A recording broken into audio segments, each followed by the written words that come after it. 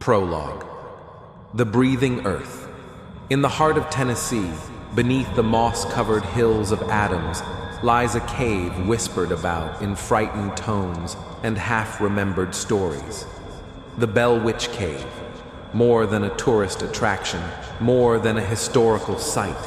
It breathes, it listens, and sometimes it answers. The legend began in the early 1800s with a farmer named John Bell and a curse that tore his family apart. But what few know is that the cave still remembers. The witch, or whatever she was, never truly left. And now, something has stirred her awake. Chapter 1. The Return. It was supposed to be a quiet summer. Emily Granger, a graduate student in folklore and historical anthropology, returned to Adams, Tennessee, to visit her estranged grandfather. The small town hadn't changed much. Same gas station, same Baptist church, same sleepy silence between the trees. Her grandfather, George Granger, was once a tour guide at the Bell Witch Cave. But after his wife died 10 years ago, he locked the front gate and never went back. Locals said he went mad, started talking to shadows, muttering about voices in the rock. Emily arrived at the old house on Bell Hollow Road, expecting to find him thin and silent. Instead, he met her at the porch, smiling. "I knew you'd come back," he said, his eyes glittering. She brushed it off. Old men say strange things. Inside, the house was filled with dust and books. Bell Witch books, journals, newspaper clippings, even old recordings. "You still believe all this?" she asked over dinner. He didn't answer. That night, as the wind howled through the trees, Emily heard something breathing outside her window. Chapter 2. The Scratching Sound. The next morning, Emily woke to the sound of scratching, not on the door or the floorboards, on the walls. Her grandfather was already awake, standing at the kitchen table with a spread of yellow documents. "You heard it, didn't you?" he asked without looking up. "Heard what?" she said cautiously. "The cave calling." Emily hesitated. There was something, maybe an animal. George looked at her with something between pity and awe. "It's never animals. They don't come near this place." Emily dismissed it and left the house for a walk, needing air. She passed the old iron gate leading to the Bell Witch Cave. The sign was rusted and split in two. Weeds clawed through the fencing like they were trying to escape, not enter. She kept walking.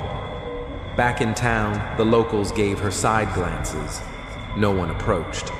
Only a young man named Mason, her age, dared speak. He remembered her from when they were kids. He worked at the library now. "You staying at the Granger house?" he asked. "Yeah, just for a week or two." He looked uneasy. "You know the stories, right?" She nodded. "I'm studying them. It's my thesis." He didn't smile. "Just don't go near the cave." That night, the scratching came again, louder. Emily turned on her light. There, carved freshly into the wood near her bed, were 3 letters, EMG, her initials, as if someone or something had signed her name. Chapter 3.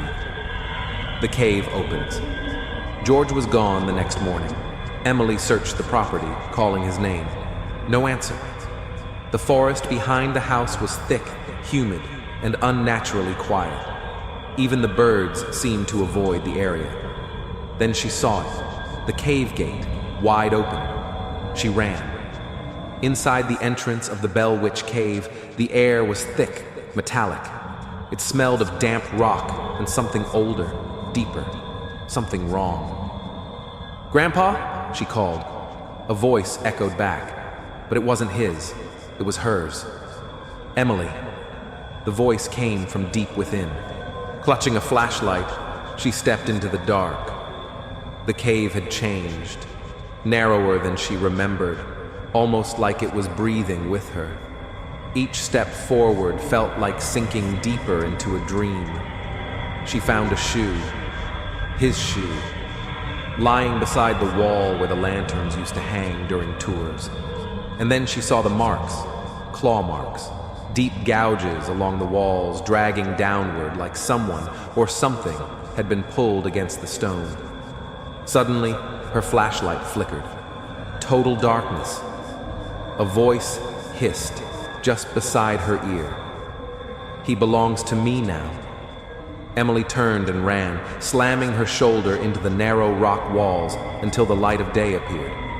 She didn't stop running until she reached the gate. The gate was shut and locked.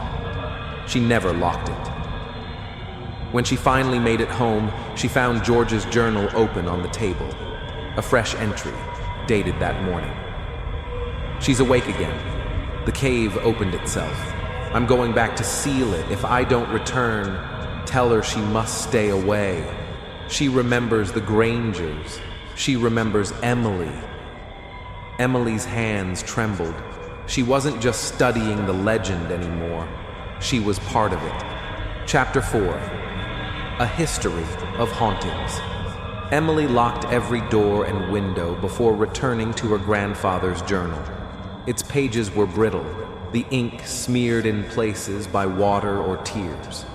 She traced the entries, each dated, detailing not just stories of the Bell Witch, but personal accounts.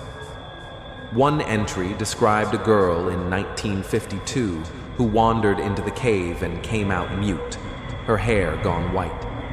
Another, from 1983, spoke of a group of teens who vanished for hours.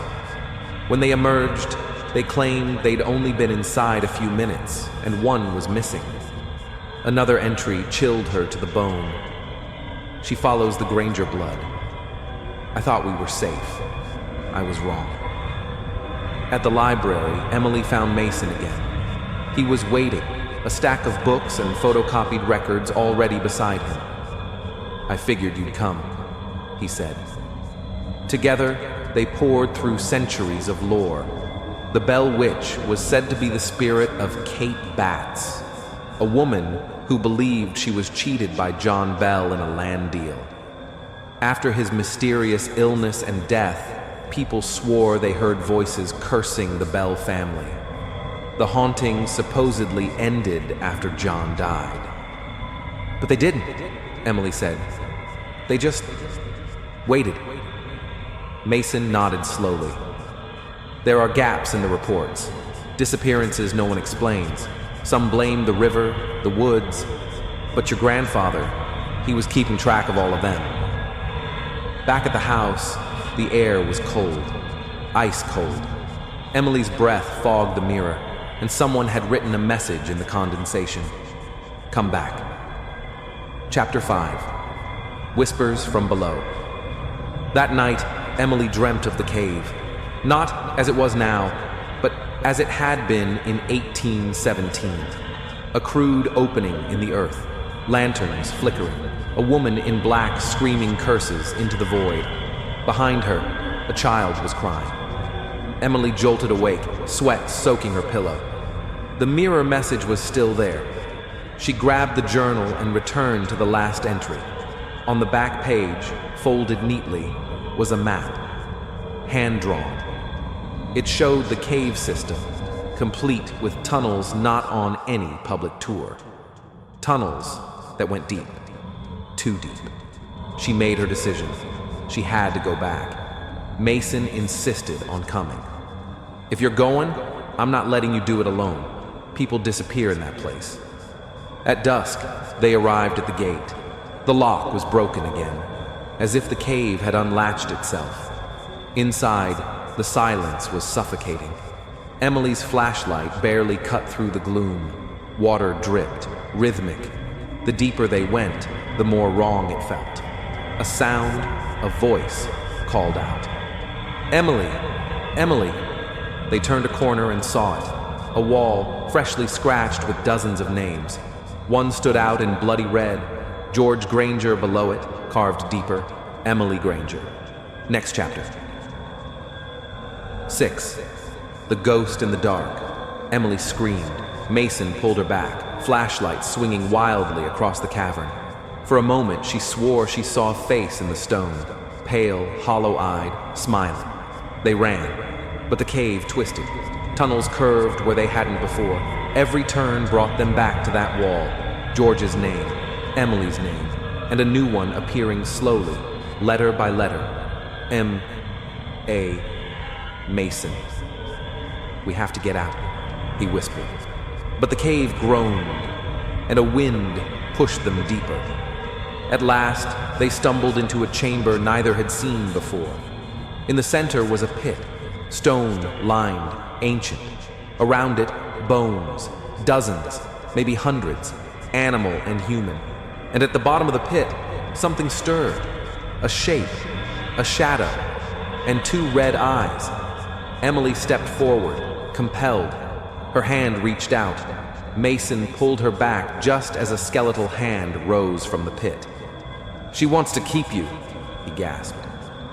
The flashlight died. Chapter 7. The Descent. The darkness was total. Emily couldn't hear Mason anymore, just the whisper of her own breath, ragged, panicked. The smell of the cave changed, sulfur, rot, and wet stone. Her hand scraped the wall. The stone pulsed under her fingertips, as if alive. A distant laugh echoed. "Give me what is mine." She reached into her bag, groping for a second flashlight. It flickered to life, revealing the chamber again, empty. Mason was gone. The pit still yawned at the center, but the red eyes were gone. She screamed his name. No answer. Then, from the shadows, came a child's voice. "Emily, you came back for me." A little girl stepped from the stone, barefoot, with eyes like smoke. She looked no older than 6. "Who are you?" Emily whispered. The child didn't answer, only lifted a trembling finger and pointed behind her. On the wall, Emily saw dozens of drawings, etched in blood and coal, scenes of death, fire, screams, and in one, a woman hanging from a tree, her mouth open in silent fury. "Kate," Emily said. "The witch." The girl nodded. "She's not done, not until the last blood is gone." Emily's flashlight sputtered. "Where's Mason?" she asked. The child pointed down. "To save him, you have to go deeper." Chapter 8. The Witch's Lair. Emily descended into the pit. It wasn't a hole, it was a staircase spiraling down into a hidden cavern. Her heart pounded with each step. The air grew colder, heavier. The flashlight revealed walls slick with moisture, covered in sigils. Ancient, moving subtly when she wasn't looking directly. She found Mason unconscious, chained to the wall. Blood ran from his ears. "Wake up!" She shook him. A voice erupted from behind her. "You brought them to me, just like he did." Emily turned. The witch stood there, not a ghost, not a spirit, but a figure cloaked in black smoke, with eyes like coals and hair that writhed like snakes. "I didn't bring anyone!" Emily cried. "You are her blood," the witch hissed. "Descendant of betrayal. The land was stolen. The curse was promised. The debt is due." "Then take me," Emily shouted. "Let him go." The witch paused. A smile cracked her face like glass. "I will take you, but I never said I'd let him go." She raised her hand. Mason screamed as the chains tightened. Emily leapt forward, a rusted pick from the wall in hand, swinging wildly. She struck the chains, breaking them. Mason collapsed into her arms. The witch screamed, an unholy sound that cracked the stone, and then the cave began to collapse. Chapter 9. Escape rocks fell. The walls shrieked. Emily dragged Mason up the spiral pit, dodging falling debris. The ghost child waited at the top. She held out her hand. "Run! Now!" Emily hesitated. Who are you really? The child's eyes turned sad.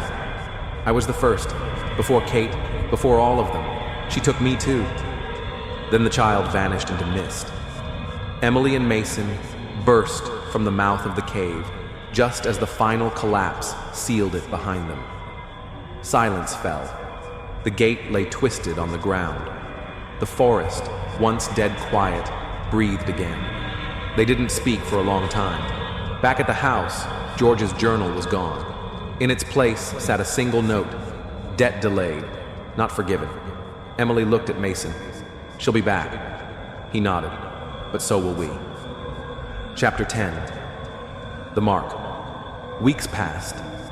Emily tried to return to normal life, but something had changed. The nights were colder. The mirrors in her house fogged without reason, and every so often she would hear her name whispered through the vents, through the trees, through the walls.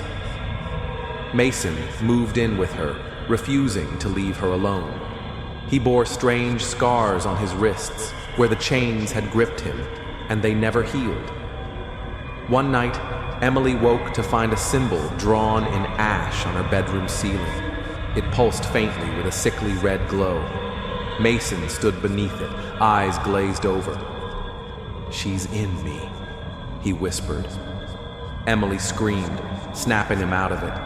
He collapsed, sobbing. They had left the cave, but it had not left them. Chapter 11. The Return. Desperate for answers, Emily contacted a folklore professor named Dr. Evelyn Caro, who had written about Appalachian witch legends. After showing her the journal and recounting the events, Dr. Caro went pale. "You didn't survive her," she said. "You escaped her trap, but she's not bound to the cave anymore. The seal is broken." Emily's voice cracked. "What do we do?" "She marked you. You're a tether. You have to finish what was started. End the curse. Seal the cave with her inside." The next day, they returned to Tennessee. The entrance to the cave was buried, but Emily knew where the old tunnel on the map led. With tools and torches, they dug into the hill. At dusk, they found it. The air inside was colder than death. Chapter 12. The final binding. They descended one last time. The sigils were brighter now, the cave more twisted. Mason carried salt, iron, and a book of rites Dr. Caro had given them. The witch was waiting. She emerged from the shadows, taller than before, wearing a crown of bone. Her voice was many voices. "You came home." Emily stood her ground. "You've taken enough. It ends now." They formed a circle with salt and iron. Emily recited the binding rite. The witch shrieked. The cave trembled. Mason dropped the final candle into the pit, lighting the last of the sacred herbs. Flames roared. The witch screamed in a voice that shattered stalactites. Her body twisted, pulled inward by unseen forces. The shadows vanished, and suddenly there was silence. Emily fell to her knees. Mason caught her.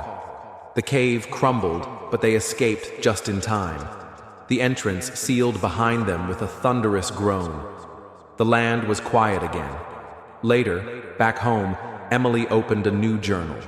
She began writing everything. Mason placed a small stone on the windowsill, the last fragment of the cave. "Just in case we forget," he said. Emily smiled faintly. "Some stories," she said, "should never be forgotten."